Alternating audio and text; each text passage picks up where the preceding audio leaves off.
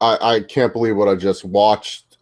My head is just mind blown still from this UFC event, UFC 199, live from the Forum in Los Angeles, California. I could have gone to this event, but I didn't go because I didn't know if I had work or not.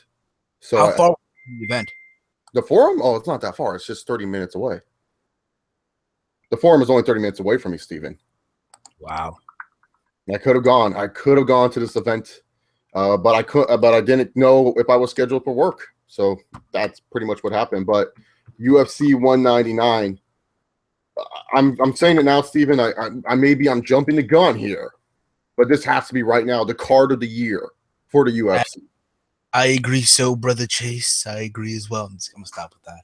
Yeah, no, just an amazing card. Had fun watching it. I did buy it, so if that means anything. I did buy the pay-per-view event. I just didn't go to it.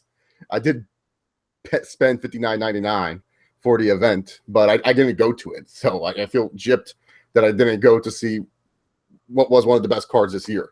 With all this crazy stuff, like right now, the UFC is just blowing up like crazy right now. This feels like 2008 all over again. I don't know what year I'm in anymore, Steven. It feels like we traveled 8 years back in time. Oh, dude, of course. It's crazy, right? It's insane to think, right? Like, let's be real about it. Let's be real about it, okay? Who would have thought that Michael Bisping on short notice, right? On short notice would have pulled this upset. Who would have thought it, man? This, in my opinion, tops Miocic beating Verdum. This, in my opinion, tops Holly Holm beating Ronda. I might go a little jump off the gun here. I think this might top Nate beat Connor. Yeah, I agree with that. I agree with all, because here's the thing. Here is the thing about Bisping winning tonight. No one gave Bisping a hell's in a chance. I didn't. I'll be honest. I didn't. I didn't either. No one gave Bisping a chance to win this fight. See, Luke Rockhold, the last time they fought, Bisping got knocked the fuck out. So. Actually, he got caught. Then he got submitted with the guillotine choke. Yeah, well, he got knocked the fuck out either way. And pretty much afterwards, Bisping gets a fluke win on Anderson the Spider Silva. You know, let's be real here. Bisping did not win that fight. Everyone pretty much just said Anderson won that fight. Anderson was dicking around for the most part near the end of the fight, which cost him the fight. But like when you looked at the other fights that you just mentioned, Stipe versus Verdum, I was a big Stipe believer. I thought Stipe Miocic was going to beat Verdum. I wasn't one of the people thinking Verdum was going to win. I chose Stipe because I said Stipe has that knockout power. You look at Nate Diaz and Conor McGregor. You and I, Steven, we said it like if Nate Diaz had a training camp, we would most likely pick Nate Diaz to win this fight. But since he didn't have a training camp, we're picking Conor. We both said that. Holly Holm and Ronda Rousey. We both talked about this. We both said that I don't think people should sleep on Holly Holm. She's a former boxing champion, but if they go to the ground, Holly Holm's screwed. You know, and we're gonna go to. I think all of this tops Misha beating Holly as well. Well, Misha and Holly. I don't know how anyone can consider that an upset because Misha. I even said Misha could win that fight.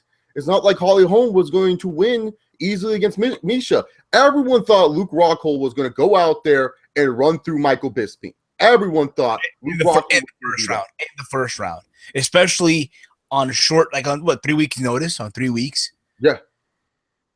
It Bisping confident like a G, like, you know what, mate? I'm telling you now, mate. I'm confident. Don't get overconfident, mate. Don't get overconfident, because if you do, I'm gonna knock you out. I'm gonna finish. And it happened.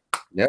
First round KO, first time in 8 years, but we will get more into Luke Rockhold and Michael Bisping and the middleweight championship after we talk about some of the other action on the card.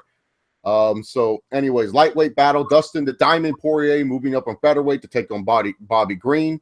Won via first round TKO. Dan Henderson took on Hector Lombard in a middleweight battle. Hector Lombard was once a middleweight, highly touted middleweight prospect for MMA, for UFC in general. And then later on, he lost his first fight in the UFC. And then afterwards, Dana said, go down to 170. He couldn't make the cut at 170 anymore. He's back at 185.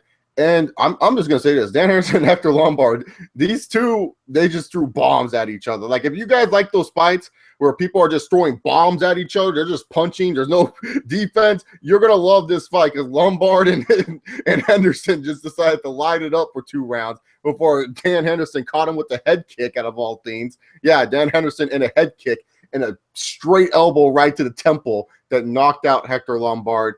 And Dan Henderson pretty much said afterwards that he's pretty much done fighting, which is... We're not sure. I think honestly, he's done. What a way to go with a win, with a knockout win, if you will. Not the H-bomb, if that we're used to seeing, but a knockout nonetheless. I think honestly, they should put him in the Hall of Fame this year. I think I know they're putting Big Nog in there. I think they're also putting in Dan Severn into the UFC Hall of Fame this year. I think they should also put in Hendo, if not for next year, but yeah. But Dan Henderson, riding off into sunset after a huge win like that. Then afterwards, we got Max Holloway, Ricardo Lamas. And this fight was also really fun to watch. Now, I'm going to be honest with you guys here. My head was kind of not also on this fight of Max Holloway and Ricardo Lamas, mainly because I'm a San Jose Sharks fan. I was watching the Sharks trying to win at least one game, their first game ever, in their first ever Stanley Cup Finals. So sorry, I know it sounds dickish and unprofessional of me on this UFC show to not have been paying attention that much to this fight. But can you blame me? It was fucking overtime. It was overtime, and I needed to watch my Sharks, and they won, and I was so happy.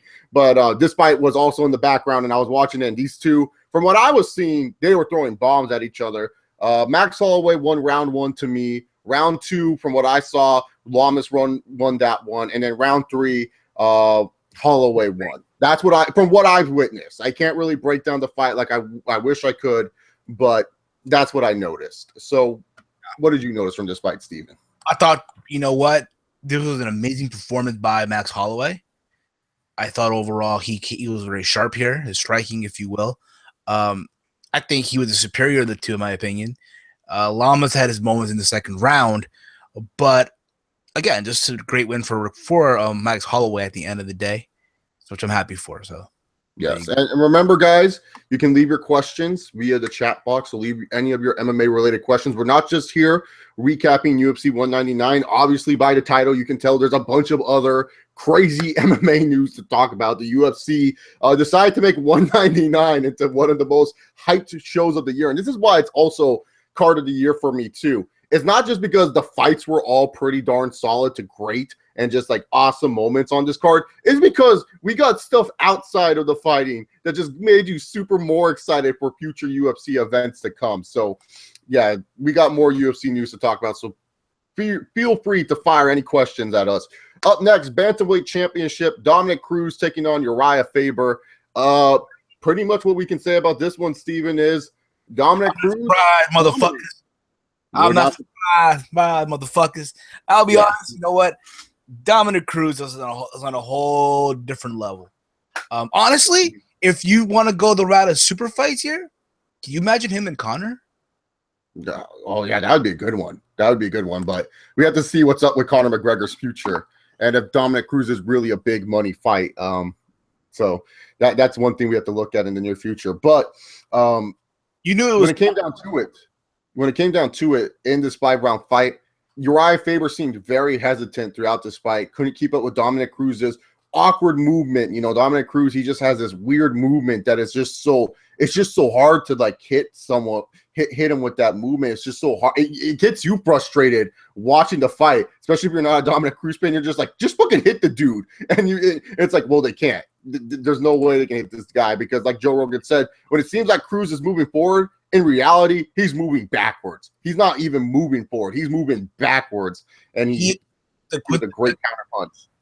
He is a superb. Listen, if there's a black belt for Orthodox style, Dominick Cruz would be it. Oh, yeah. His style is just so hard. It's just so hard to figure out. And I feel like Faber in the second round, after he got rocked, he was hesitant. After that knockdown, Urijah Faber was all like, fuck, I do not want to deal with Dominick Cruz anymore because this guy is just literally going to freaking always rock me. Like, after that one, I feel Faber was very hesitant. Like, he just didn't want to move forward. I just feel like his spirit was broken after the second round. Out of that knockdown, I feel like his spirit was just broken. Like, bro, you couldn't beat him. You couldn't beat him at 132. You could beat Henan Barral twice. Just, yeah. Yeah, yeah. The former WEC featherweight champion, favorite of mine, Urijah Faber, the California kid,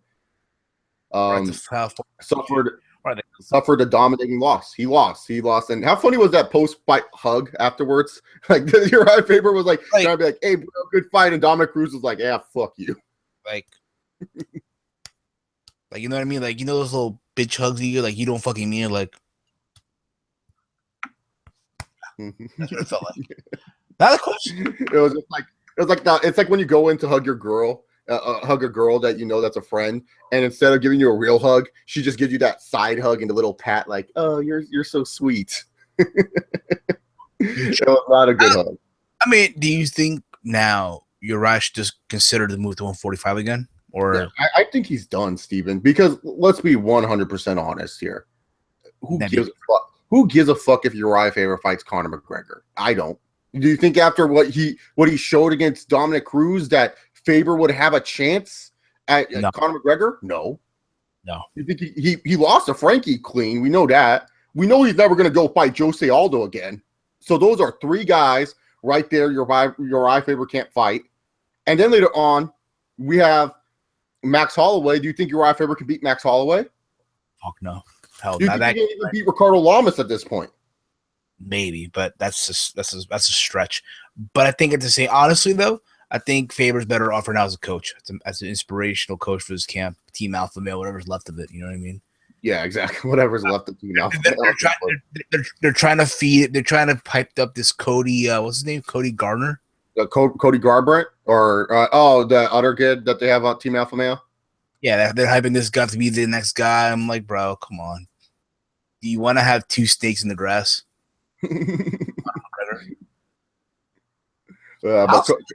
How sad would that be? Like, yo, two guys that were a part of your team became champions and you didn't. Like, damn. When you think about it, though, Cruz said it best. Like, yo, I was gone for 4 years and you couldn't touch the belt. I mean, when he says shit like that, like, yo, it's kind of true.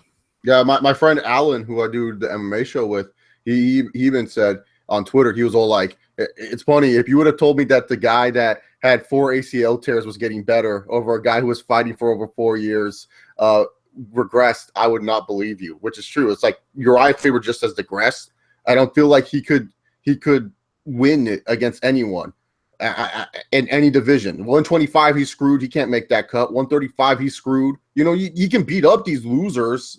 Yeah, sure, Urijah Faber can beat up these losers, but he's not going to win the championships in either division unless something miraculous happens. And I know everyone's going to be all like, Chase, we just witnessed one of the greatest upsets with Michael Bisping and shit like that. How can you say about Faber? But really, can any of y'all really see Faber beating a Conor McGregor, beating a Frankie Edgar, or beating a Jose Aldo, whoever's a featherweight champion, if he gets a featherweight title shot? Do you guys see that happening? Because we've seen him face 2 out of those 3 guys, and it's like, he lost against 2 of the 3 guys.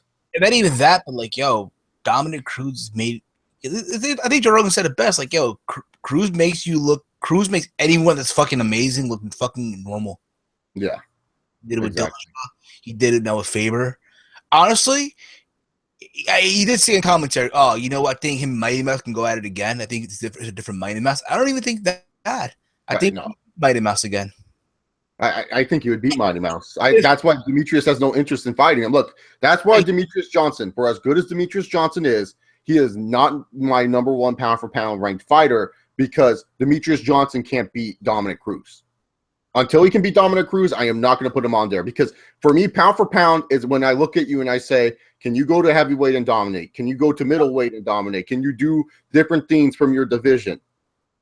Demetrius Johnson will always be the best flyweight we've ever seen, but he's not going to be the best pound for pound fighter I've ever seen. He's beating up guys that really, to be honest, how many flyweights are really that good? So I don't think a lot of them are that good, to be honest. No, that's it. I mean, if anything, yeah, he's number 2. He's number 2 right now. Number 1 is still John Jones. Yeah, until John Jones loses or gets proven otherwise, he's always going to be the clear-cut #1 pound-for-pound best fighter. But back to Cruz, Steven. Who do you think Cruz is going to fight next? Because really, to be honest, the bantamweight division, it's kind of wide open. I think they're going to try to get this Cody Garbrandt kid fight him, I think. Really? Do you think they're going to make – because Cody Garbrandt wasn't even ranked in the top 10. Okay. Until he beat Thomas Almeida. All right. Again, you never know. If anything, I'm open to seeing a rematch with Dillashaw. Yeah, that's a good one. He gets through a Sunsao. I don't want to see no part 4 for Faber versus Cruz. I don't want to see that. But to be fair, though, if you watch the fight, Cruz got exhausted after round 2. He got exhausted. He looked tired. He looked out of it. He looked out of it as well. But again, it's just one of those things where it's amazing how here's a guy who was gone for 4 years, right? 4.5 years, recovering, rehabbing an injury, getting injured again. Didn't lose a belt. He didn't lose it. He had to, vacate the title to Renan Barão, right? Renan Barão defends the title, loses to fucking TJ Dillashaw. It's just so Cruz can get the belt back. It's amazing. It's probably, in my opinion, right now, the best comeback story in MMA right now. Yeah, well, it's I don't know. Story. That's a big argument because Robbie Lawler's in that conversation. Hell, Michael Bisping after tonight is in that conversation of a great comeback story in MMA. What I'm saying, though, is more from an injury perspective. Here's a guy that everyone thought he was done. There's no way he's coming back after that injury. He came back, wins the belt. That's probably the best comeback story. Yeah, it's up there, but again, like when you bring in the Robbie Lawlers of the world, the Michael Bispings of the world, it's up there. It's up there. Yeah, some of the comments that we see, Dan Bona said, how sad is it Cruz leaves for 4 years and beats everybody? Kind of wanted to see a Barão fight. Cruz just proves that Cruz can beat him to prove it. Yeah, like Renan Barão, after watching that Jeremy Stephens fight, stock really, really went down. I don't know why he took that fight in the first place. But the stock went really, really down for Renan Barão. John Patton, very mean to Urijah Faber. Faber is not beating no one, not even a sick dog. Oh. All Faber do is drink beers on his boat with women and friends. Yeah, that's what John Patton also said. UFC lost honor. How do they lose honor? So I want to know. Yeah, honor. Thank God. This is a comment by the Flame Gaming TV. Thank God Rockhold lost. Yes, I'm a Weidman fan, but Rockhold is just a cocky bitch, and I'm not in the cool McGregor way. Like he's like, well, I'm sure you're a McGregor fan, just fine. I peaked in a high school, drunk uncle at a party, kind of cocky. Okay, well, from what I understand here, you're a McGregor fan, but that's fine as well. That's okay. But Chris Weidman was way more cockier than Luke Rockhold ever was. He was like, I'm the guy who beat Anderson Silva. Not once, but twice. I am the guy who beat Anderson. He was acting like a cocky asshole. Like, you can't say Rockhold was cocky when Chris Weidman was acting all fucking cocky, acting like no one was a match to him. And then every time in the video package, I'm the best middleweight in the world. Period. No one's going to beat me. That's cockiness. I beat all these Brazilians, man. I'm the Brazilian assassin. Like, yeah, it's just saying. Chris Weidman's cocky. He lost to Michael Bisping, who's more cockier than Luke Rockhold. You know what's funny? On Twitter now, he's like, so now where do I go from here? Huh? Apparently Weidman on Twitter. Well, so now where do I go from here? Where do we go from here now? Well, Chris Weidman, honestly, that's a great question. So let's talk about it. The main event of UFC 199, we already talked about it pretty much, Bisping winning, but let's just break it down for the sake of people who missed us talking about it.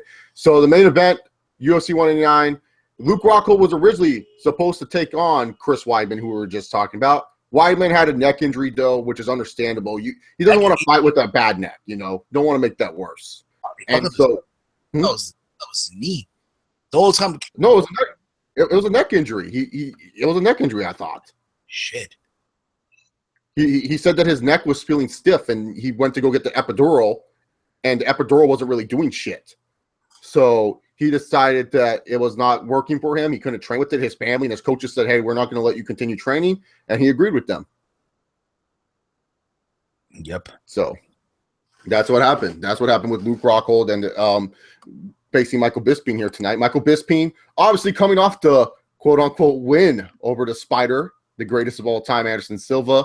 after after that fight, and everyone thought that probably Jacare was going to go in because Jacare really didn't take any damage for taking on Vitor. So everyone thought, oh, the alligator Jacare Souza is going to go for the title, but that wasn't the case as Michael Bisping jumped him. Jacare Souza was still on medical suspension. He couldn't fight for the weekend. Michael Bisping, he seemed okay. He said, hey, let's go and let's fight.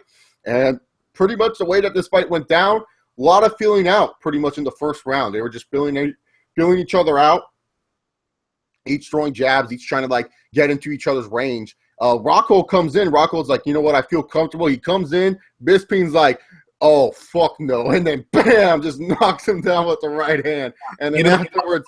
And then in the face. Yeah. Bodied in the face. And then Rockhold drops. And the rest he gets up too quickly. I felt Luke Rockhold got up too quickly in that situation. Like, Rockhold should have stayed down there and tried to defend from the guard. He should have stayed down there and tried to defend from his back because I felt he would have had a better time and better position to recover after getting knocked down like that. But he got up right away. Bisping full force, boom, knocks him out again, and Luke Rockhold is out. John McCarthy's not sure, though, because Luke Rockhold's eyes were wide open still, but Luke Rockhold was knocked out cold, and Bisping, just for safe measures, is like, fuck it, bam, bam, bam, bam, goes 3 punches to the face. John McCarthy's like, yeah, he's done, and then freaking takes him off of Luke Rockhold. Luke Rockhold got knocked the fuck out. Holy shit. Yeah. Oh, my God. In the comments, Rockhold is all salty after the sparring, spinning head kick he took from Vitor. Christopher Sherman, Khabib will beat them all. Wait, Khabib Nurmagomedov? I'm assuming so. Wait, Khabib is not even a middleweight; he's a lightweight. I know. I mean, imagine though. Hey, listen. I mean, think about Khabib versus Cruz. Khabib. No, what? That's such a size mismatch.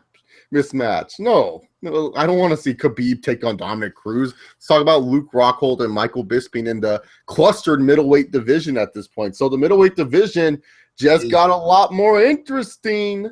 Because like, where does this mean for Chris Weidman?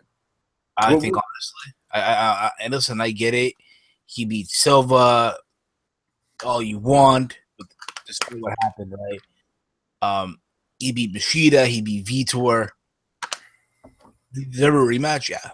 He deserves a rematch. I agree with that. But at the same time, if you're Dana White right now, just think of the money you can make in a trilogy of Rockhold versus Bisping. Well, you can, but I don't think Luke Rockhold deserves a fight right away. Look, here's how I look at it. Bisping right now, he's the champion, which if in 2016, if you would have told me, hey, Chase, Michael Bisping is going to beat Anderson Silva and then become the middleweight champion, I would have laughed at you. I'd have been like, are you fucking insane? Silva has a better chance at winning the belt back by some bullshit than that happening. And look at what happened. Do you think they'll do that? I mean, Anderson Silva versus Michael Bisping too? Honestly, I think that's where the money's at. I don't think they're – look, Weidman, he's not a draw. I don't care what anyone tries to tell me about Chris Weidman. Dude is boring as sticks. He is just so dull. He's always put on the other fights with championships because they know Weidman can't draw a pay-per-view by himself. The only time he drew a pay-per-view is when he was fighting Anderson Silva. That was the only time Weidman drew any interest from pay-per-view buyers because like the first Weidman fight versus Anderson, everyone paid just to see if how quick Anderson was going to finish this dude. No one gave Weidman. Well, Weidman was given a chance, but a lot of people said, Anderson faced better wrestlers than him, And that was International Fight Week as well, which is like the UFC's WrestleMania, if you will. Yeah, so, July. No, that wasn't International Fight Week, was it? The first Silva Weidman? I don't believe it was International Fight Week. It's in July. I'll look it up right now. No, that was not in July. There was no way that was their 4th of July card. You too? Yeah, I could have sworn it was, buddy. It was June. Nah, dude. No way their 4th of July card that year. It was held on July 6, 2013. Oh, wow. That was their 4th of July card. Who would have thought it? But then Weidman also, the second Anderson fight, let's face it, Anderson Silva coming back after he made that commercial, I back, trust me, I back. And then Ronda Rousey versus Miesha Tate on that card really carried that card. It wasn't Chris Weidman. And then if you look at all the other pay-per-views Chris Weidman's on, it's like he's either co-main or he's main eventing, and there's a fight that a lot more people are buying for. Chris Weidman is not a pay-per-view draw. So Anderson Silva is more of a draw than Chris Weidman. So move Weidman to the fucking side. If you really want to, you could do Weidman. Anderson and Weidman 3. You could do I mean, they could do that too. Because really, to be honest here, has Chris Weidman legitimately beat Anderson Silva? No. The first time Anderson, let's face it, I don't care what anyone says, Anderson the first time dicked around and lost. Anderson lost that fight himself. The second time, Anderson go for a leg kick and Chris Weidman checks it. And that's how he loses? Like, really? That's hashtag muscle milk.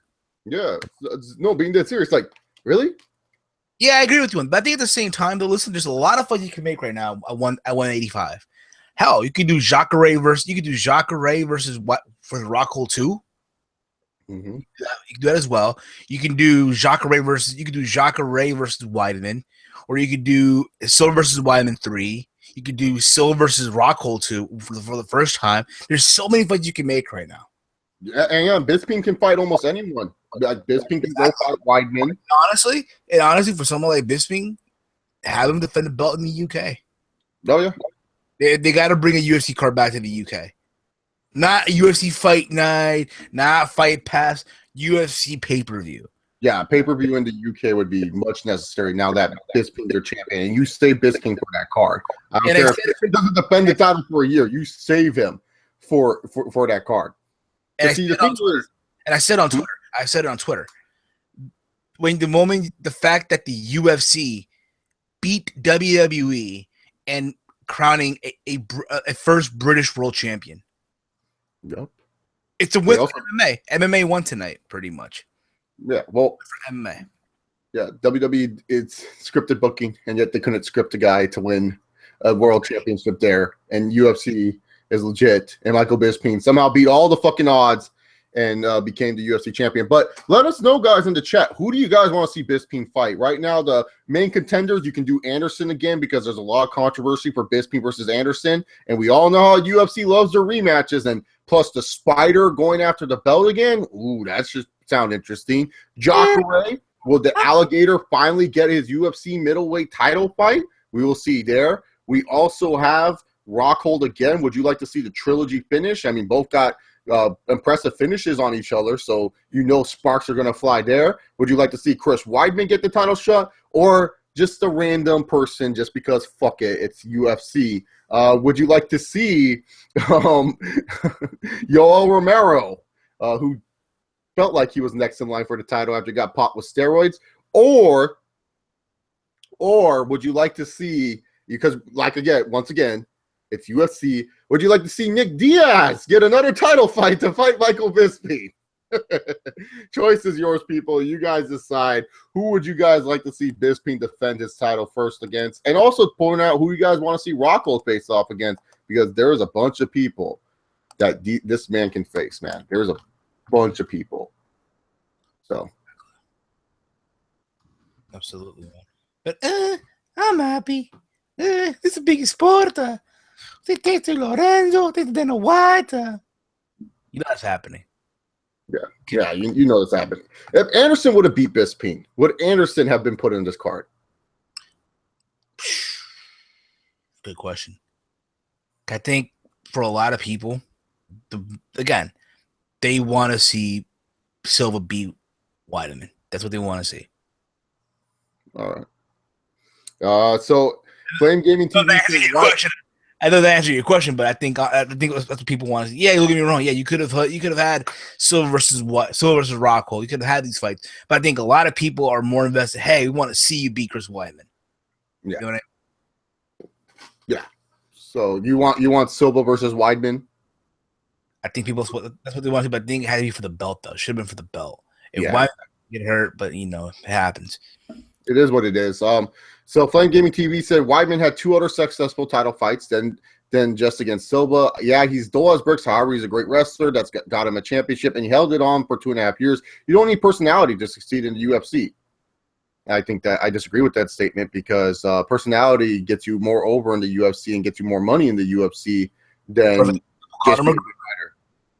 Perfect example, Conor McGregor. Yep, Conor McGregor. Look at Nate Diaz. Nate Diaz gets over just based off his personality. Robbie Lawler doesn't get talked about much in the UFC. Yeah, he's one of the best fighters in the world, but it's because Robbie Lawler doesn't show personality unless he's in the cage. You only know about Robbie Lawler if you watch Robbie Lawler fight, and then you become a fan of his because you just see Robbie Lawler stare some motherfucker down after they went to war and shit like that. It's like, oh. So far, everyone's choosing Diaz to face Michael Bisping. That's amazing. Wow. Michael Bisping and Nick Diaz. Can you imagine that? Michael Bisping versus Nick or Nate? Nick Diaz, okay. Because Nick Diaz can't fight at middleweight, and like, Bisping and Diaz have been talking shit to each other. So, and these two are just going to stand up and strike, so it's going to be a good fight. You better fucking hope Nick Diaz passed the drug test. I'm just saying. He's fine. He's been clean, I guess. You better hope he passes the drug. If they do fight, that's gonna be the storyline. Oh, I'm a clean fighter. Always been a clean fighter. You be smoking the tropical tree, Nick. Come on, Nick. Michael Bisping after his post-fight interview was hilarious. He's like, man, dude, he's like, I want to be a jackass right now, but I can't, and stuff like that. And after the fight, he takes out the mouthpiece. Easiest fight of my life. It's so great. But yeah, let us know who you guys want Michael Bisping to face next. What you're interested in. Did you hear this thing? So apparently yesterday at the weigh-ins, right, or at the press conference, one or the other. I know this is random. This is like, again, I hate the fact that this is happening. So Luke Rockhold is sponsored by Adidas, right? And he went to the press conference wearing Adidas shoes, Adidas sneakers, right? Yeah, the three stripes, Yeah, Steven, I know what Adidas sneakers look like. Get to the point. So apparently the UFC had him cover the logo because they're sponsored by. Apparently, you can Reebok. Fucking listen. This is how stupid the Reebok deals with the UFC. How stupid it is. Honestly, if there's one thing that should happen in 2017, you need to end this Reebok deal. End it. Just end it. Yeah. Well, they're not going to end it because it's too much money for them that they don't want to give up. So I can understand from their point from a business. But yeah, Luke Rockhold and someone else, they're sponsored by Adidas outside of the UFC helm. And so they get free Adidas gear. Like, it was funny too. UFC tonight, actually, Rockhold came in dressed up, not tonight, not UFC, like the actual show tonight, but the TV show called UFC Tonight. Rockhold had an interview with Chris Weidman. And Rockhold was in straight up all Adidas gear, man. He was in Adidas shoes. He was wearing like an Adidas shirt, wearing like an Adidas. I think he had a jacket on. No, he just had an Adidas shirt on and stuff like that underneath his polo that he was wearing. And he had like Adidas armbands on him. He was like all Adidas out. So, but yeah, Luke Rockhold can't wear his Adidas gear. Reebok rules the UFC. All right, then. So UFC 199, both Steven and I have both named this card the card of the year for the UFC. A lot of great fights, a lot of great knockouts. I don't suggest this often. I'm being dead serious. Try to get this on replay on your pay-per-view provider. I think it's worth the $60. I paid $60 for this event. I don't regret the purchase. I felt the purchase was much well needed. UFC 198, that was a good card, and I bought $60 for that card. But I bought it for one fighter, which was Stipe Miocic. This card I bought overall. I was planning on going to this event. So, yeah, it was what it was. It was a great event, this card was. So excited, and we get to talk about the other news. To answer Sean Victorian comment, how was Cruz versus Faber? Cruz just outclassed Urijah Faber. Yeah. If you like watching championship dominations, watch it. It was okay. It wasn't anything good. No. If you want to see championship domination, I'll tell you what fight to watch as well. UFC 118, Frankie Edgar versus BJ Penn 2. Oh God, BJ did not even look like he wanted to be on that show. Like, I just remember, like BJ Penn's introduction. He was like making this fish face. He was like, it's funny. I was at a fucking Hooters watching this fight, right? And it was packed, so I had to like literally watch in like the waiting area. Mm-hmm. Right, wait to get a table, which nobody was getting up from because I was wearing a BJ shirt, right? We're wearing a little. What was he sponsored? What was he sponsored by? I don't know, Steven. Just get to the point. funny. So like, I'll give you all free rounds and shit. So yeah, just crazy to think, right? Again, another example of championship domination. Just championship domination, but yeah. They're just dominated. Sean Victorian did go 5 rounds. Yes, it went all 5 rounds, and afterwards we had a awkward bro hug between Urijah Faber and Dominick Cruz. So now it's time to talk about the other UFC news. So reports earlier today. Oh, it was a huge news day for MMA. Reports earlier today was that Brock Lesnar was in talks to be fighting at UFC 200. And Dana White shut those down because he had an interview, and he said, no, Brock Lesnar is not going to be fighting at UFC 200. Then the reports during the show kept coming in. Brock's at UFC 200. Brock's going to be at UFC 200. They're really close to making the deal. And then all of a sudden, the UFC 200 commercial hits. You just see this really good commercial, really well produced. It's John Jones and Daniel Cormier getting ready for their fight. They show all the big fights on that card. And all of a sudden, you just hear, after Bruce says it's time, it goes UFC 200. And it's just, can you see me now? Can you see me now? I lost my shit. Brock Lesnar just looking at there, giving his Brock Lesnar face. And Joe Rogan, he's like, I wasn't even informed of this. Like, what? Brock Lesnar's going to fight in the UFC again? And it's like, yep, it's official. And UFC 200, everyone was losing their shit. Because everyone was talking about Lesnar fighting in the UFC again. You know, whatever happened and stuff like that. This report seemed like it was 100% like this was going to fucking happen. You know my question, though, right? So, Steven, talk about the thoughts. We'll get into more Brock Lesnar details, but just talk about what you were thinking about with Brock Lesnar and the rumors. Were you thinking they were going to happen? I'll be honest, it didn't cross my mind. I heard Ariel Helwani reporting it on Twitter. Oh, they're about to sign a deal. I'm like, okay, whatever. And it totally just slipped my mind. Like, all right, whatever. You know what I mean? Just put on the back burner. Because again, you know, for those who don't know, Brock Lesnar has a contract with Vince McMahon and the people over at the WWE. Mm-hmm. So apparently, in his deal that he has currently with WWE, he is allowed to fight at least one fight for the UFC. Really? To my understanding. From my understanding, that this was Brock Lesnar's only contract, and there was no other contract being negotiated. But the UFC, I guess, even WWE under Twitter have confirmed that Brock is fighting C200 before SummerSlam, pretty much. Yeah, so you pretty much spoiled what I was going to announce next. Now, Brock Lesnar is not officially 100% back from the UFC. WWE.com, the official WWE website, even promoted this and said Brock Lesnar has been allowed to fight one fight at UFC 200, but he will be back for WWE SummerSlam on August 21st. On August 21st, I'm correct. Yes, I'm correct on that one. On August 21st. So this was a one-time deal that Dana White got through. And honestly, there's so much to discuss about this. This is huge for the UFC because let's face it, Brock Lesnar at UFC 100 made UFC where it is today. I don't care what anyone says about Brock Lesnar, how good he is as a fighter. At the end of the day, he did win the World Heavyweight Championship, the UFC Heavyweight title.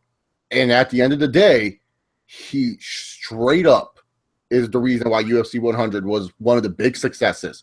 A lot of my friends were interested in GSP versus Thiago Alves, but I can tell you the one fight everyone wanted to see, that was Brock Lesnar versus Frank Mir.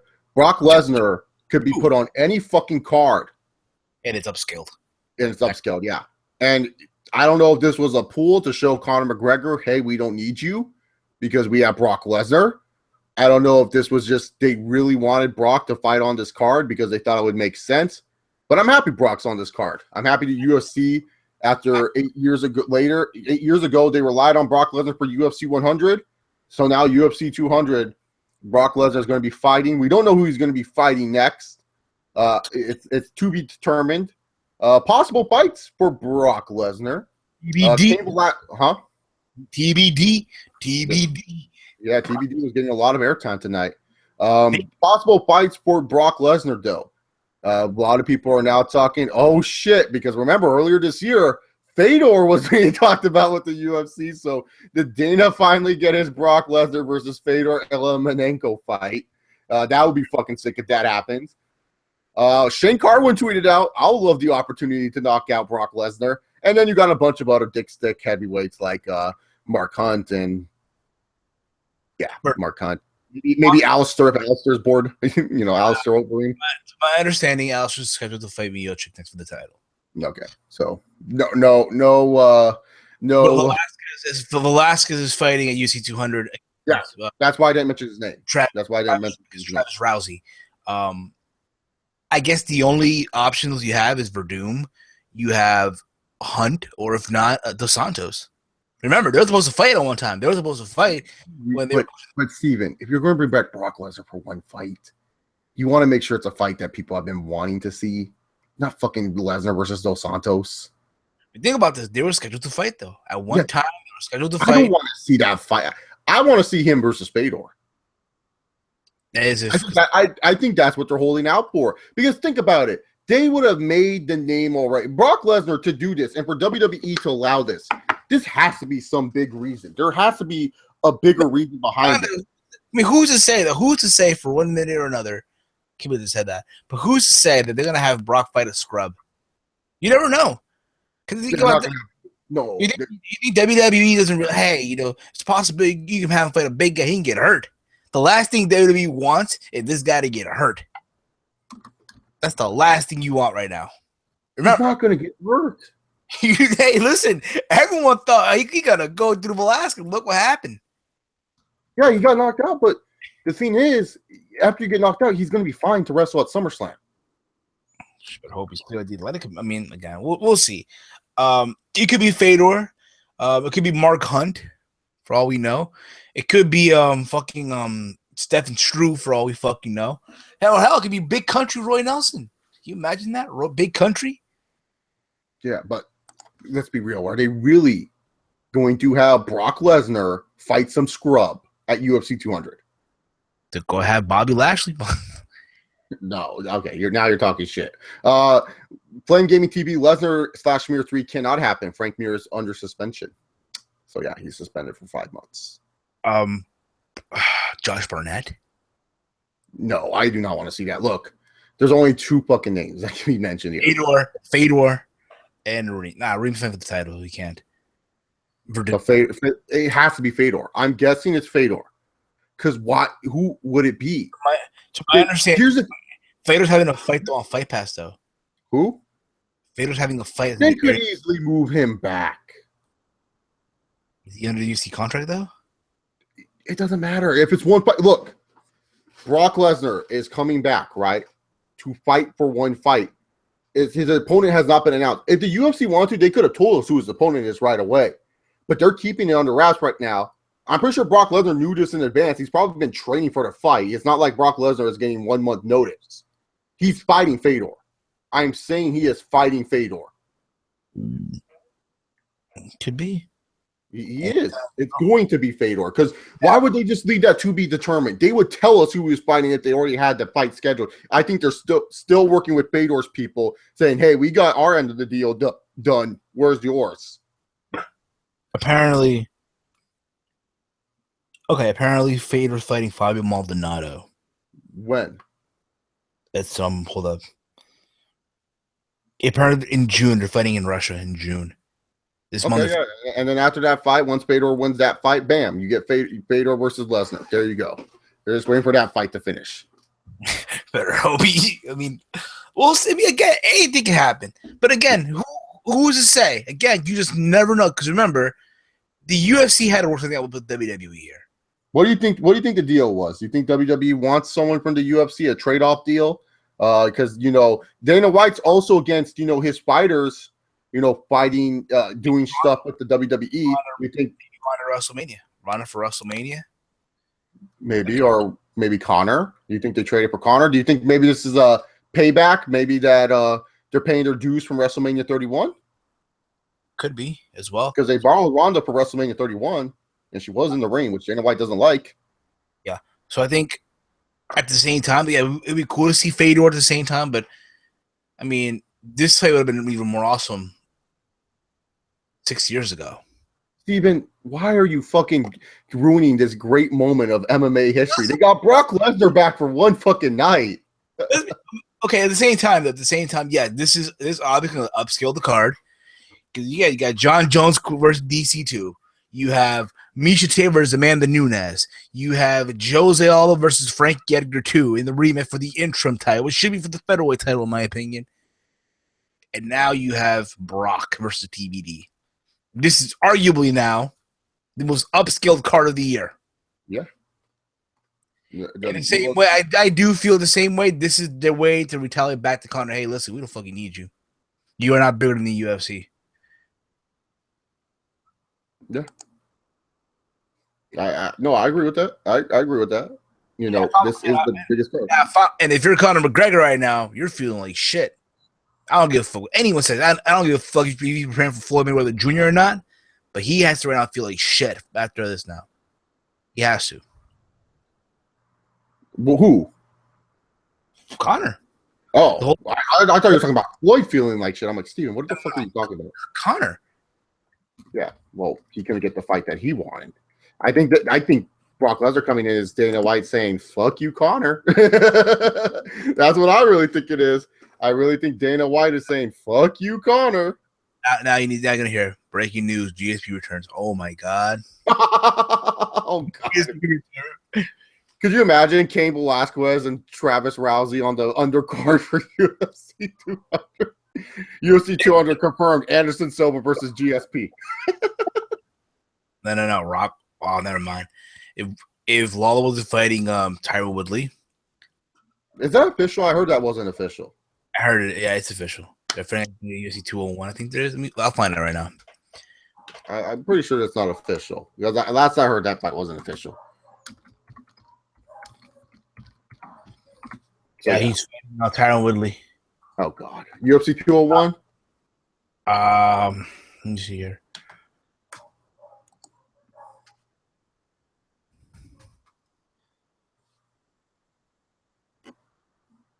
Tyron Woodley. I'm going to find out right now. UFC 201 is confused. It's confirmed. Yeah. GSP on the juice right now. The man is huge. Oh, yeah. GSP is fucking jacked now. He can fight at middleweight now. That's what I'm saying. The UFC is just going to announce. Or maybe Brock Lesnar versus GSP. I've always wanted to fight the Brock Lesnar. I think, honestly, my technique is going to be better. My technique beats power. I'll beat my entourage and I listen here to Mike. I'm happy. What they did, Lorenzo? They did a what? Joe Silva? Who's his fucking translator again? Ed Silva? Ed Soares, whatever. Ed Soares. Guerra. I don't know. You can't get the idea. Yeah. So, anyways, after the news of Brock, well, this was before the news of Brock Lesnar. UFC also dropped another bombshell trailer. Diaz versus McGregor 2, August 20th, same weekend as SummerSlam. It's Saturday. Oh, God. So we're not only is Brock Lesnar back with the UFC, McGregor versus Diaz 2, after it felt like it was miles away from being complete. It's now complete. They're now going to fight again at, I believe, 170 again, which is stupid. So pretty much, as far as I'm concerned here, the day of TakeOver Brooklyn will be the day of UFC 202. Yeah, I'm not watching TakeOver. Sorry. I better multitask then. Okay, I better hit a bar then. I'm not multitasking. Sorry. WWF, you can fuck off.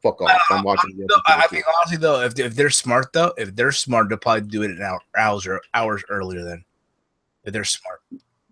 It's WWE, they're not smart. No. Put it this way. I think the show will be over before Conor fights. What are you talking about? What are you talking about? Steven, you do realize that the show starts at 7. TakeOver Brooklyn will probably be over before Conor. Yeah, and they're going to start at 6. Oh, yeah, I guess it could end before Conor fights. But really, to be honest, they might want to stack this card up. Yeah. So who knows? But McGregor versus Diaz 2, live on pay-per-view. I believe 170. Who the fuck knows what's going to happen? We all know last time we saw this fight, Diaz beat McGregor. I think we all can agree here Diaz is going to do it again. I don't know why Conor is so fixated on this fight. I don't get it. He should be defending his championship, but hell, whatever. He can go get his ass kicked again and ruin his luster even more. Who gives a fuck? I don't care. I mean, this way though, would you rather? Let's be real about it though. Would you rather see him get his ass destroyed in the rematch with Nate Diaz, or would you rather see him get outboxed by God himself, the greatest boxer of our generation, Floyd Mayweather Jr.? I would go with Floyd Mayweather Jr. In all honesty, I think the Floyd Mayweather fight holds more interest because you want to see if Conor can actually box with him, which we know he can't. And also because the press conferences would be actually very entertaining and hilarious between these guys. And so I think McGregor would rather take getting outboxed by Mayweather than getting his ass kicked by Nate Diaz again. Why wouldn't he? I mean, that sounds a lot better than because he's going to get paid a lot more. And you know, it's funny. Everyone's like, oh, Floyd Mayweather wiping his tears as his money fight's not gone. Floyd Mayweather's not wiping his tears. He's fine. Mayweather's fine. He has all the money in the world. He's promoting his own fights. He's good. Conor McGregor's wiping his tears that he's not getting this fight. He's no longer getting the fight that he wanted the most. It's the Mayweather fight now. He's not getting it no more. Not happening. No more of this whole Iron boxing bullshit. No more of this 1-0. You've seen that tweet, like 1-0. I'm like, get the fuck out of here, bro. Get the fuck out of here. Like, here's what I'm saying. Conor can't even beat Nate Diaz, who is probably one of the better boxers in the UFC. What makes you think he's going to beat Mayweather in a boxing match? Like, you're a fucking Andre Ward. Need I say more? He trained with fucking Andre Ward. Like he trains with one of the best right now. The second best pound for pound fighter on the planet in boxing today. Right? Do you have Triple G ahead of him? I mean, as far as champions are concerned, I mean, I don't know. People are saying Andre Ward is like the heavyweight Mayweather. I mean, okay, we'll see. Yeah, so Andre Ward, he's fighting Timothy Bradley next, Steven. Rest in peace, Bradley. Bradley sucks. I don't know why he's getting that fight. Not boxing talk. So McGregor, now he's going to fight Nate Diaz. Are you guys excited about this rematch? Because I'm excited just for the fact that I get to see Nate Diaz kick this guy's ass again. But I don't care about Conor McGregor anymore. Like, he needs to come up with a new shtick. He needs to come up with a new shtick because his shtick is getting old. It's getting old because he's like, oh, I just made the grave even bigger for him and stuff. It's like, Conor, you lost. You talked about after the fight, I'm humble in victory and defeat. Well, where's the humbleness? He knows humble McGregor can't get over. And humble McGregor won't get over. Because humble McGregor, like, look at John Jones, for example. John Jones is a perfect example of this. Who likes John Jones being nice and saying, praise the Lord, I love God, and everything like that? No one likes that John Jones. Everyone likes John Jones that's pissing off DC. Fuck you, pussy. You know damn well if you do that, I would kill you. Yeah, exactly. They love that John Jones. Which John Jones do you like more, Steven? Christian John Jones or fucking pussy-ass bitch John Jones? Pussy ass, you all be my pussy. You are my pussy, DC. DC, come on, man. Come on, baby. Come on. You know. If you were to do that, I would kill you. You wouldn't do that to my face, DC. Just shut up. Okay, John Jones. Okay. Okay, look here, John Jones. I'm telling you right now. Okay, stop. I can't today. Oh. Yeah. So DC but like John Jones. Not really that popular when he was the nicest guy in the world. Becomes a dick. Everyone's talking about John Jones. Everyone has something to say about John Jones. McGregor, he knows that shit doesn't get over. And he's not like Chael where he's witty enough to make up some funny excuse to why he lost. Like Chael, after he lost to Silva, so I beat up a guy for 5 rounds and he wraps his legs over me and they declare him the winner. Funny shit. It's like, oh, that's kind of true. He did just wrap his legs around you. I'm not the Chael Sonnen fan here. I never liked Chael Sonnen. I'm just saying McGregor has nothing to say. He got McGregor. They thought that bus was a horse. They thought that bus was a horse. I'll get the Garrett brothers. Easy, big fella. That shit was funny. The one where he's like, "Oh, I'm gonna walk into Vanley's house, catch him fighting. He's jiu-jitsu with the Nogueira brothers in bed. Fucking hilarious." I'm gonna turn off the lights and beat him up and show him what real jiu-jitsu is. So, Yeah, but Conor McGregor, he knows that humble shit won't get over. And the thing was, McGregor, there was this funny video. I wish I could find it. McGregor, like, all talking about, this is what's going to happen. I'm going to go in there and I'm going to outbox him. I'm going to beat him to a pulp. And then maybe I'll show him that his jiu-jitsu is overrated. And I'm going to put him in a chokehold of my own. And it shows, like, Nate Diaz outboxing him, choking him out and everything like that. It's like, McGregor, you lost. Podcast, I think couple in that episode where we talked about when he lost for the podcast. Mm-hmm. I played that audio intro. I did. But he interviewed, right? Oh, I'm gonna do this. And then use that as the intro. Yeah, you use that as the intro where McGregor I'm gonna get the mount, and then 6 few moments later, the audio Nate Diaz is choking him out. Like, I'm not surprised, motherfuckers. Not surprised, motherfuckers. So we won't be surprised if Nate Diaz does it again. Because we're in the camp of Blue Knight. McGregor reminds me of Daniel Bryan. No, not even close. Daniel Bryan's at least more likable. McGregor's just a nuisance that I want to go away so bad. Yeah. When McGregor leaves UFC, that's when UFC can start becoming a sport again. Being dead honest here. Big country equals punch bag. Lesnar versus Faber would be amazing by Sean Victorian.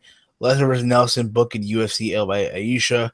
I want to see Velasquez versus Lesnar again by the Blue Knight, or Lesnar versus Josh Brown. Who's Josh Brown? I don't know. Is that some... Okay, who? Okay, there's a guy in the heavyweight division. He's like this big gorilla guy now with that fucking that was talking shit though. Got his name. Is that Shane Carwin? No. He's a black guy. Big guy. Oh, him. Yeah. He's like the next big up and coming prospect. I forgot his name. He fought like 2 pay-per-views ago on the undercard and knocked his dude out. He thought he was the shit. Like, yeah, bro, I'm gonna do it. Like, yo, man, him versus Brock. Hey, again, it could happen. Yeah, it could happen, but I think they're saving it for a bigger fight. So I think it's Fedor. Just saying. And Emelianenko versus Brock Lesnar is gonna be amazing. But yeah. Yeah, John Pettin said, did you see the cop who pulled over John last time? Made him look like a child. Yeah, John Jones looked like a child with that police officer. But anyways, McGregor Diaz 2, that's it on that one. Upcoming fights that we're excited for. UFC Fight Night. Rory McDonald taking on Stevie Wonderboy Thompson live from Canada. Donald Cerrone, the Cowboy, taking on Patrick Cote. And Steve Bolstad taking on Sean O'Connor. At welterweight or? Yeah, welterweight. So Cerrone moving up to 170 now, officially, or just as like a one-fight thing, 170? I think he may be officially moving up. He should, I think, honestly. After that performance against fucking, yeah, he should. So Roy versus Stevie. This is going to be Stevie Wonderboy's either his crowning of he's the next big thing in the UFC, or Roy McDonald and Stevie Wonderboy Thompson will put on one of the best fights we will ever see. Look, this fight is going to be fucking insane. Roy McDonald has a chin. Stevie Wonderboy Thompson, the last 2 guys he fought, and these guys are tough dudes. He fought Jake Ellenberger and he fought Johnny Hendricks, and he made these guys look like they've never fought in their lives. Yep. And he outclassed them too. He outclassed all of them. So I think, honestly, I mean, listen, whoever wins, I mean, if Wonderboy comes out with the win, you assume he's next. Oh, man. Damian Maia, you can sit down and do your jiu-jitsu all you want. You're not going to get the title. Like, if Wonderboy comes in and he does to Rory what he did to Johnny Hendricks, what he did to Jake Ellenberger, how do you not give this guy a title shot? This guy is freaking amazing. Or if now you give him a Conor fight, hey, listen, want to make that a big money fight, Conor? Connor's afraid of Wonderboy. He's afraid of Rory. If he fought Rory McDonald would laugh at him. Rory McDonald would be like, wait, and you want to fight my training partner, GSP? Good joke, Connor. No. You got to do it in the Roy. Well, listen, you want to fight my training partner? I don't think you can. But I'm going to take this fight, and I think that, in essence, it should be I try. But you get the idea. That's his flow. Like, he's the doctor. He's wearing the glasses and everything like that. So, yeah, this is happening in Toronto, in Ottawa, Ontario, Canada. TD Place Arena, June 18th, 2016. So make room for 2 weeks from now for that fight. And then afterwards, International Fight Week kicks off. Before UFC 200, you're going to have a bunch, and I mean a bunch of fights going on. and it's going to be freaking. All of them are great. These cards. So UFC is just sitting on a high right now. Starts on Friday of that weekend. My girl, Bay. Johanna champion. Johanna, chick. But before we talk about Johanna, Steven, we got to talk July 7th. Is this on Fight Pass or they moved it from Fight Pass? I think it's fight. What the Dos Anjos fight against Eddie Alvarez? Yeah. That's going to be on Fight Pass. So exclusively on Fight Pass, another UFC fight night. Rafael Dos Anjos defends his lightweight championship against Eddie Alvarez, who's been on a winning streak. So that should be a good fight. You also got Roy Nelson versus Derek Lewis. I think Derek Lewis is the guy you're talking about, the big black guy that is on a hype machine right now. I'm not sure if it's him or not. But, yeah, Roy Nelson's fighting him next. And then we also have Alan Jabon taking on Nordine Taleb. Joseph Duffy, another Irish lightweight fighter, taking on Mitch Clark. And Mike Pyle taking on Alberto Mina. So that's a pretty damn good card. Then we got the Ultimate Fighter finale the next night, July 8th. Joanna Jurjenchik taking on Claudia Gadelia. Yeah. They also have the winners of the Ultimate Fighter fighting. We don't know who it is yet. We have to wait for the shows to air. Lightweight battle between Ross Pearson and James Cross. Gray Maynard makes his debut at featherweight, taking on Fernando Bruno, who doesn't have a Wikipedia page. Dudu Hutoy taking on Huh? Gray Maynard? Yeah, Gray Maynard is making his featherweight debut. He's back. After how long? Since the Nate Diaz fight? Like 2 years ago? 3 years ago? Yeah, since the Nate Diaz fight, man. I thought he was released. I thought he was going to fight at Bellator or something, or World Series of Fighting. No, he's around. He's still around. Nate Diaz is still around. No, Gray Maynard is still around, apparently. So, yeah. So, that's going to happen the night before UFC 200. Obviously, we know what that card is looking like. Just in case if you guys missed it, Daniel Cormier taking on John Jones for the undisputed light heavyweight title. Brock Lesnar versus whoever the fuck he's going to be facing, hopefully Fedor. Misha Tate taking on Amanda Nunes for the women's bantamweight title. Jose Aldo and Frankie Edgar for the interim featherweight championship. The heavyweight bout between Cain Velasquez and Travis Brown, a.k.a. Travis Rousey. We also have on the undercard. Now, Steven, this is the undercard. Are you ready for the fucking undercard? What's the undercard, my friend? Your mind's going to be blown. Main event for the undercard. Johnny Hendricks taking on Kevin Gastelum. TJ Dillashaw versus Rafael Hasansa. Kat Zagano taking on Juliana Pena. Sage Northcutt versus Enrique Marin. And Gerhard Mousasi versus Derek Brunson. And then also probably on Fight Pass, Diego Sanchez taking on Joe Lozon and Jim Miller facing Takanori Gomi. Holy fucking shit. Takanori Gomi still fighting? Yeah, he's still fighting. I didn't notice either. The Fireball Kid is still fighting. I thought what's his fucking name? What's the Japanese guy? He fought fucking Gilbert in Strikeforce, and Gilbert fucked the shit out of him. Shinya Aoki? Kawajiri, the Tetsuya Kawajiri, he's still fighting too. No. Yeah, I would love to see that. I would love to see Aoki come to the UFC. Is he still fighting though? I don't know if he's still fighting. I think he is, but I think he's fighting, in the Japanese promotion and shit like that. Yeah, but Steven, how big is this UFC 200 card? It's gonna be fucking huge, dude. Like TD Garden, TD Garden Arena, the T-Mobile Arena. Sponsored by PCS.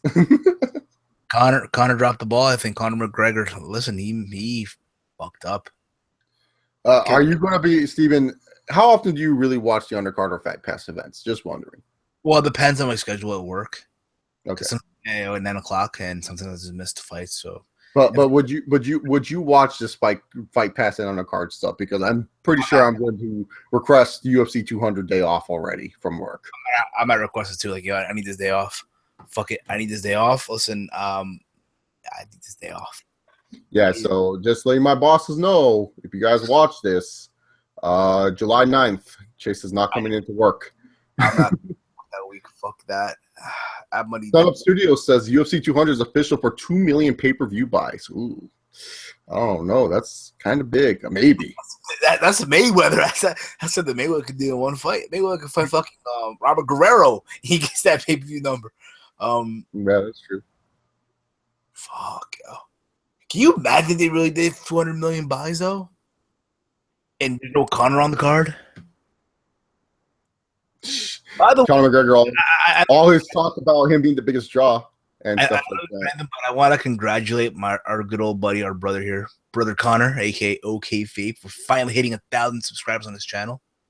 Oh, congratulations to Connor. He had 1,000 subscribers. Go check out OK Fabe here on YouTube. How funny is it, Steven, that CM Punk signed with the company 2 years ago, and yet Brock Lesnar is going to refight for the UFC before CM Punk even debuts? How funny is that? You know, brother Phil, unfortunately, didn't sign. You know, he had to get hurt. It's amazing, though. Like, shit, when you think about it, he's still undefeated. He had the best record in the game, but damn, yo. Yeah, so UFC 200 is looking pretty damn big. And then afterwards, UFC Fight Night, Ferguson versus Chiesa. Tony Ferguson is a very good lightweight to watch out for. And Michael Chiesa is a nice up-and-comer as well. That's going to be taking place July 13th, the weekend after, in Sioux Falls, South Dakota. John Lineker is fighting Michael Mayday McDonald. Okay. And Tim Bosch is taking on Josh Salmon. All right, so that's that card. UFC on Fox, Holly Holm versus Valentina Shevchenko. Peru. And then the only Peruvian fighter in the UFC, even though she's Russian, but she's fighting out of Peru. So this one's taking place July 23rd. On this card also, Anthony Rumble Johnson versus Glover Teixeira, and Edson Barbosa versus El Nino Gilbert Melendez. Holy fucking shit. Yo, this is all after 200, right? Pretty much. Yeah, that's after 200. The post 200 gonna be fucking amazing. UFC 201. Lawler versus Tyron Woodley, unfortunately. And Demetrius Johnson versus Wilson Rice. Okay. Who the hell? That's probably the weakest card we've talked about. Let's move on to the next one. Oh my God. Steven, ready for a blast for the past for the Germany September 3rd card? Are we talking about Michael Bisping versus Dan Henderson? No, Germany September 3rd. Andrei Arlovski versus Josh Barnett. Ooh, they're fighting again? Yeah. Damn. And also UFC 203. Oh, wow. A heavyweight show count. This will be in Cleveland, too, in the Quicken Loans Arena. Stipe Miocic taking on Alistair Overeem, and Fabricio Werdum versus Big Ben Rothwell. Pretty much that's where the Cavs play, right? Yeah. Be interesting, dude. Very, very interesting. Yeah. Again, post 200 gonna be fire. Yeah, and 202 has not been made into a page yet officially. So, holy shit, big stuff coming. Have you seen their trailer? The trailer for 202. The trailer. Have you seen it? Yeah, 202. Yeah. I'm trying to find it. Apparently, the UFC Europe has it on their Twitter, the Europe page, but it's not available in our country, so I can't watch it yet. Yeah, so pretty much the trailer is, Steven, is it shows in the Diaz and McGregor fight, the first one, and then Nate Diaz saying, "I'm not surprised, mother bleepers," because they can't say fuckers in commercials and stuff like that. And then later on, it just shows Diaz and McGregor kind of like they're not really doing anything. It's just a bunch of shadows of them, and like it's just a bunch of quotes that they've been saying, like in the media and stuff like that. And so then later on, it says UFC. Nate Diaz versus Conor McGregor, August 20th. I don't think it's the legit final commercial, but it's okay. It's not as hyped as the UFC 200 commercial is. Yeah. So, yep, there you have it. UFC 199 is in the books. Furthermore, I'm just going to let you guys know, like I said, if you guys follow me closely, if you guys are new to this channel, I recently got a new job. So these UFC live recaps that I like doing, they might come if I'm not working. That's pretty much the case when it comes down to it. So just letting you guys know now, if I don't do one for 200, probably because I didn't get the day off work, I might make a video the night after. If I can't do one for 201 or 202, it's because of work. It's not because I lost interest in the UFC or anything like that. It's because of work. I'm going to try to request those days off, so that way I can be able to do those. But, if you work in a movie theater, you should know that if certain movies come out on certain weekends and they expect to go big, I'll have to work. I can't ask for those days off because they'll need more workers for those big nights. So you better hope a Marvel movie or a DC movie doesn't come out for UFC 2. You better hope. You better hope no Mission Impossible or what's a good franchise to X-Men, Spider-Man. UFC 200 is July 8th. So let me go see movies coming out July 8th. You better hope another Purge movie doesn't come out or a Final Destination movie come out. Purge may be coming out soon. You better hope a Home Alone don't come out. Home Alone, I don't think that'll draw any money. So let's see. For the young kids today, I mean, hey. I'm trying to figure out movies that are coming out. June 17th, June 24th. They don't have anything. Let's go next. I'm looking on IMDb. So I'm praying. So July 8th. I think I may be good, Steven. Do you want to hear the movies that are coming out that weekend? Let's hear them. Alvin and the Chipmunks. The Secret Life of Pets. Mike and Dave Need Wedding Dates. Captain Fantastic. And Our Little Sister. Not bad. Shit. Not bad at all. So, yeah. Shut up and take my money. John Patton, I subscribe. Thank you very much, John Patton. And I'm okay with you talking more nonsense. I like doing live streams. And if you're a wrestling fan too, John Patton, just know I also talk pro wrestling. Blue Knight says, I really feel UFC should get new commentators who don't sound dull. Do you think Goldberg and Rogan have kind of run their course a little bit? I think they have. To my understanding, he's about to be done. Apparently, his contract about to be up. Apparently, in August. I mean, let me. I like Rogan. I would keep Rogan. I'd trade Goldberg though. I trade Goldberg and Street Shooter said this, and he barely watches MMA.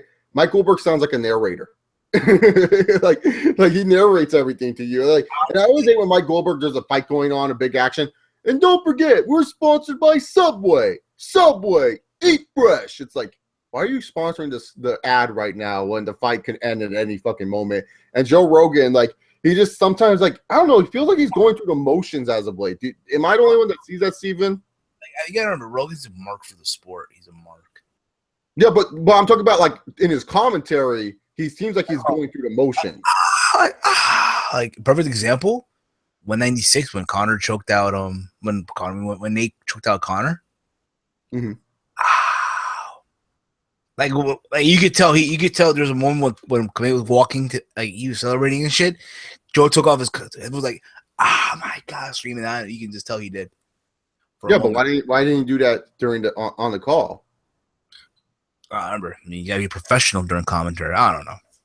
No, he doesn't. Joe Rogan has marked out a bunch of times. I think that's fine for him. I just feel like he's going through the motions for the most part. I don't know.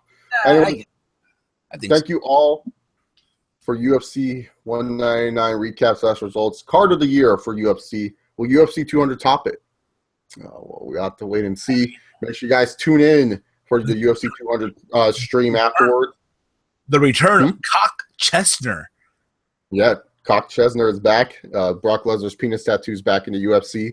And we're also going to have, I'm pretty sure for that stream, we're going to talk about the other two events as well. So for that one, though, we got to take calls. For 200, we got to take live calls. Oh, yeah, we'll take calls for UFC 200. So make sure you guys aren't shy and you are ready to talk about UFC 200. Right off the bat, though, we had it off the bat. But it's going to be crazy, though, to see who he's fighting. The question is, do you think they'll reference Suplex City? Oh, yeah. That's marketable. Suplex City is so marketable. Suplex City. Now, keep this in mind. Imagine Brock wearing Reebok. Is Jimmy John's going to be on there? Because you all know Brock loves his Jimmy John's. Brock wearing Reebok. That's going to be the question. Yeah, maybe Brock's now sponsored by Reebok. Maybe Brock got a Reebok sponsorship, and he's going to wear those for the WWE. And wear the Reebok shorts. Is Brock going to have fucking Death Clutch still in his trunk? I mean, we'll hear Enter Sandman by Metallica. Oh, Enter Sandman? I don't know. I think he should enter to his WWE theme. Like, he just comes out to that. They really might, because again, they'll make this a big deal. Have Paul Heyman. Ladies and gentlemen, Brock Lesnar. Yeah, I wonder if Heyman will be involved. That's going to be interesting. So, yeah, Reebok, Brock Lesnar. Lesnar's back. That press conference, though, with Brock in it. God. How many over under? How many WWE questions is he going to be asked? Here's my question, though, right? Here's answer the first question. Over or under? How many WWE questions are going to be asked? Who do you think could make the transition to MMA? Do you think Daniel Bryan could come into the U.S.? Here's the real question, okay? I know, just like you know, we give me a number, Steven. I need to know an over under so we can set it. Like 55. 55 over under. All right, so that's the over under. So over 55 questions or under 55 questions. How many WWE questions will Brock Lesnar be asked in his first press conference? Now here's the question. As you know, Chase, you and I, our content is mostly pro wrestling, right?